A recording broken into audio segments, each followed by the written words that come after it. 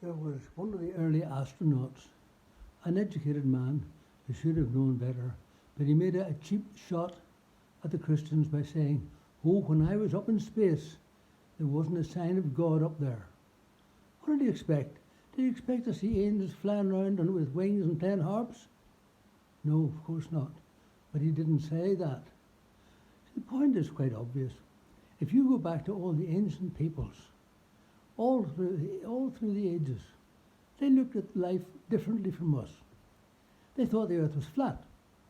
They looked out to the horizon to right and left, front and back, and the horizon was there. So the sky looked like a dome above us. And they called that the firmament. And sometimes they saw the lights of the stars there, and the sun ruling the day and the moon ruling the night, apparently. And they thought that above that was heaven.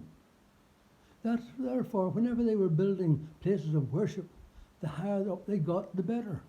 And whenever nearer God, and whenever they were offering a gift to God, suppose they give to God one of their best lambs or one of their best cows. They couldn't catapult it up into heaven. So they killed it and they burnt it. And the smoke of the sacrifice went up into heaven, where God was. That's the way they thought in those days. And they thought that the land was on a bed of water, suppose when the seas well up. So that's why people went up there, up in the hill, just the way Moses went up Mount Sinai, nearer God. And that's the way they thought in those days. Now, we don't think that way now, of course. People do sometimes say, "Oh, heaven is up there." Well, dear help my friends who live in Australia. Because whenever you're in Northern Ireland, up there is up there. But for the Australians, it's the other way around. Up there for them is down for us. Of course, we use language that describes something that we are familiar with. That's why whenever we talk about spiritual matters, we use ordinary symbols, things with which we are familiar. Say, for example, you want to talk about paradise. Now, if you were talking about that in a desert world where where sand was being blown, the sandstorms were blowing, what would paradise be for you? It was described as a place where there's like a walled garden, where the wall would keep the wind out. There'd be in the garden a stream of water which is so precious in desert lands. There'd be trees which would give you shade with their big leaves.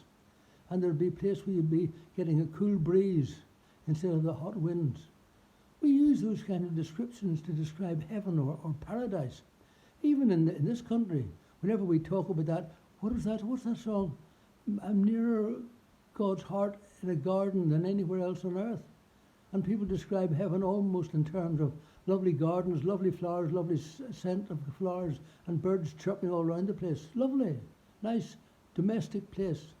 That's the way sometimes people describe heaven.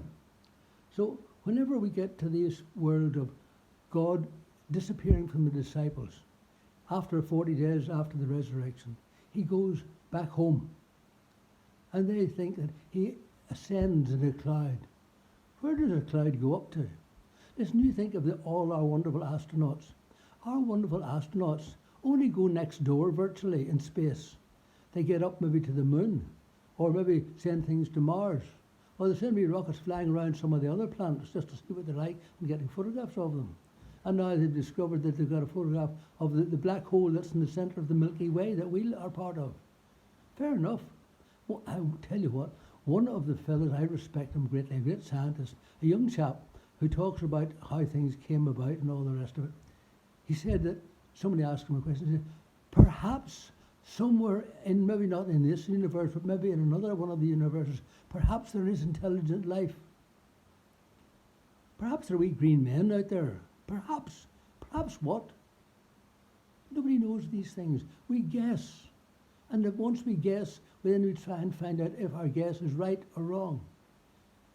Nowadays, whenever we look out into space, we talk in terms of light years. Now, a light year to me is 100 lights travelling at 186,000 miles a second. In other words, it takes light coming from the sun 8 minutes to get to us. Now, if we look out into space, they talk in terms of millions of light years.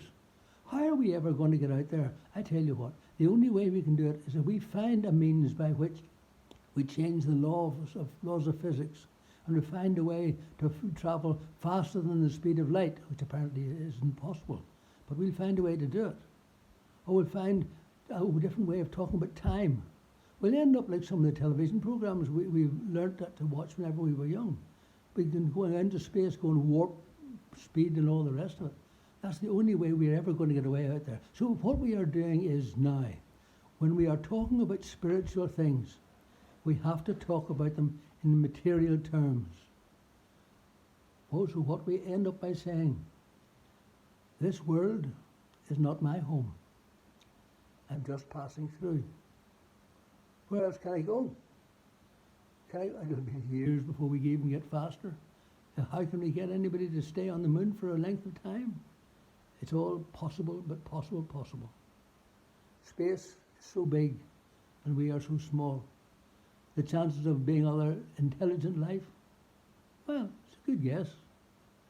No more right than anybody says differently. But we must realize that whenever we are talking about spiritual matters, we can only do so in terms of things with which we are familiar. And if we think heaven is up there, fair enough. Think of it that way if you like. May God bless you.